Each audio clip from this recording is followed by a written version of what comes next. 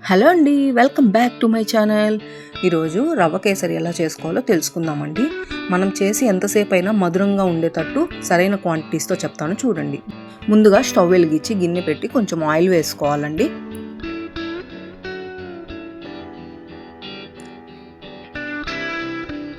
ఇప్పుడు oil heat అయ్యాక కొంచెం జీడిపప్పు వేసుకొని వేయించుకోవాలి. నేను ఇక్కడ సన్ఫ్లవర్ ఆయిల్ వాడుతున్నాను అండి. కేసరికి సన్ఫ్లవర్ ఆయిల్ చాలా బాగుంటుంది, టేస్ట్ వేరే లెవెల్లో ఉంటుంది.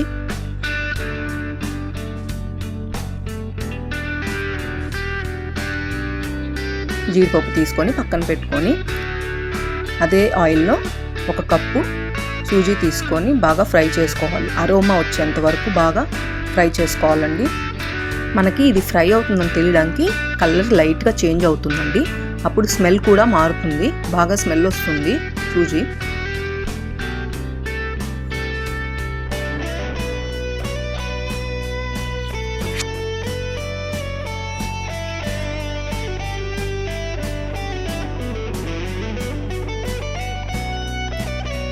చూడండి కలర్ ఎలా చేంజ్ అయిందో.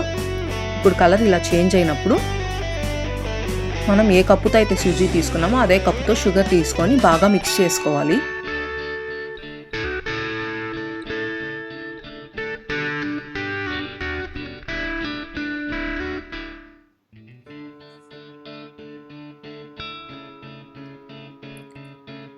ఇవి బాగా మిక్స్ చేసుకున్నాక మనం ఏ కప్పుతో అయితే షుగరు సూజీ తీసుకున్నామో అదే కప్పుతో 3 కప్స్ వాటర్ పోసుకోవాలండి.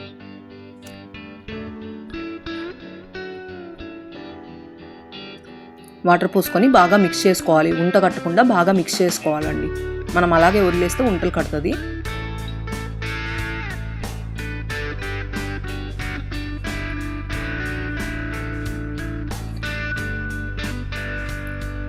ఇప్పుడు కొంచెం ఫుడ్ కలర్ వేసుకోవాలండి.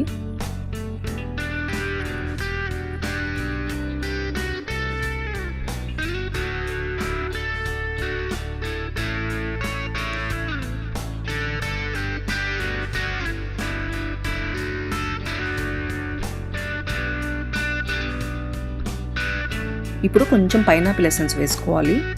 వేసుకొని బాగా మిక్స్ చేసుకోవాలి.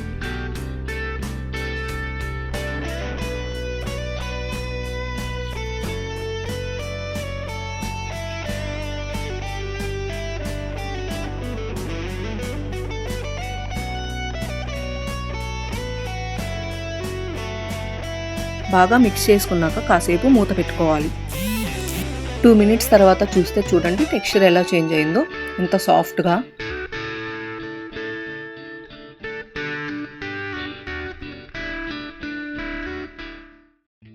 ఇప్పుడు మనం ముందుగా వేయించుకున్న జీడిపప్పు వేసుకొని కొంచెం టూటీ ఫ్రూటీ వేసుకొని కొంచెం ఇలాచీ పౌడర్ వేసుకోవాలండి.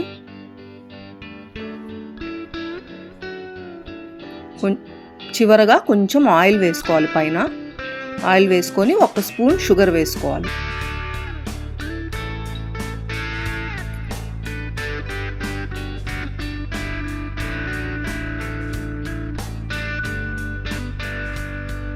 ఇప్పుడు ఒక 2 మినిట్స్ మూత పెట్టుకున్నామండి. తర్వాత తీసి సర్వ్ చేసుకోవడమే. ఇది 1 డే 2 డేస్ ఉన్నా కూడా ఇలాగే ఇంతే మధురంగా ఉంటుంది. ఒకసారి ట్రై చేసి చూడండి. పిల్లలు కూడా చాలా ఇష్టంగా తింటారు. టెంపుల్లో ప్రసాదం లాగా చాలా టేస్టీగా ఉంటుంది.